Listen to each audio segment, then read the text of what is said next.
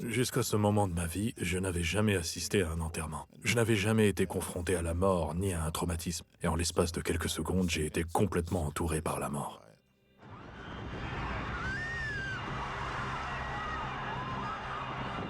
13 août 2011, Indiana State Fair. J'étais dans les tribunes avec ma fiancée lorsque la scène s'est effondrée et a écrasé la foule qui se trouvait en dessous. J'ai sauté de mon siège. J'ai dit à ma fiancée de ne pas bouger et je me suis précipité pour aider ceux qui avaient été écrasés et piégés sous la scène. Quelqu'un faisait un massage cardiaque à la première personne à qui j'ai porté secours, mais elle est décédée. J'ai continué à aller d'une personne à l'autre en essayant d'aider là où je pouvais.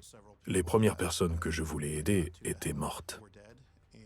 Puis, j'ai trouvé un jeune enfant qui saignait de la tête. J'ai enlevé ma chemise et je l'ai aidé à se faire un bandage. C'était vraiment le chaos. Beaucoup de gens couraient dans tous les sens en criant. Des gens étendus sur le sol, blessés. J'ai donc commencé à tenir les mains des gens et à prier. Certaines personnes qui étaient blessées, mais pas trop gravement, pour aller tout de suite dans l'ambulance, sont restées et j'ai prié avec elles.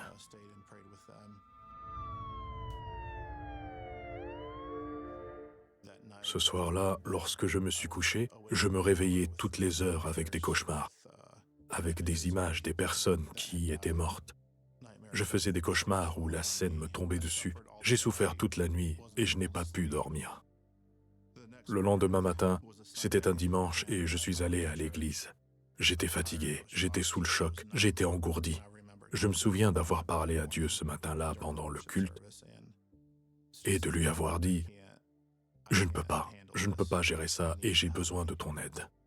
La meilleure façon dont je puisse décrire cette expérience est que je me suis senti enveloppé dans une couverture chaude et que j'ai ressenti la présence de Dieu. J'ai senti qu'un poids m'avait été enlevé ce matin-là pendant le service. J'ai senti que Dieu avait vraiment fait quelque chose. Depuis ce moment-là, je n'ai plus jamais fait de cauchemar. Je n'ai jamais eu de symptômes de stress aigu ou de TSPT. Après l'effondrement de la scène de l'Indiana State Fair, j'ai obtenu mon diplôme de l'université biblique. Une fois de retour derrière la chaire, je ne me sentais pas épanoui dans ce type de ministère. Pendant 5 ans, je suis donc passé d'un ministère à l'autre, essayant de comprendre ce que j'étais censé faire, ce que Dieu voulait que je fasse pour son royaume. Après de nombreuses recherches, je suis tombé sur l'aumônerie d'hôpital. J'ai fait mon stage dans un centre de traumatologie local où j'ai été placé dans des chambres avec des patients souffrant de traumatisme.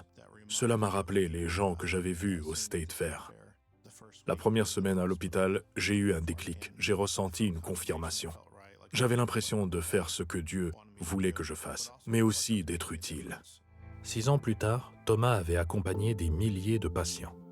J'ai affaire à des personnes qui arrivent aux urgences à la suite d'un accident de voiture, d'une fusillade, d'une chute ou de toute autre blessure accidentelle.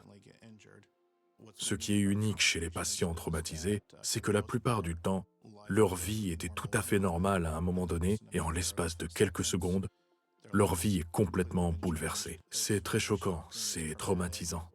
Lorsque moi-même ou un autre aumônier les rencontrons dans leur lit d'hôpital, nous essayons de leur apporter un soutien émotionnel et spirituel si nécessaire. Nous essayons vraiment de parler aux patients et de normaliser ses sentiments et son expérience. Je pense que la meilleure façon de montrer son amour aux autres est d'être là pour eux dans leurs jours les plus sombres. Il y a 10 ou 11 ans, je n'aurais jamais imaginé travailler dans un hôpital. Ce n'était pas du tout dans mes projets. Mais c'est devenu bien plus que ce que j'aurais pu imaginer. Cet événement a vraiment changé ma vie et mon ministère, et m'a mis sur la voie qui me permettra de toucher la vie de milliers de personnes.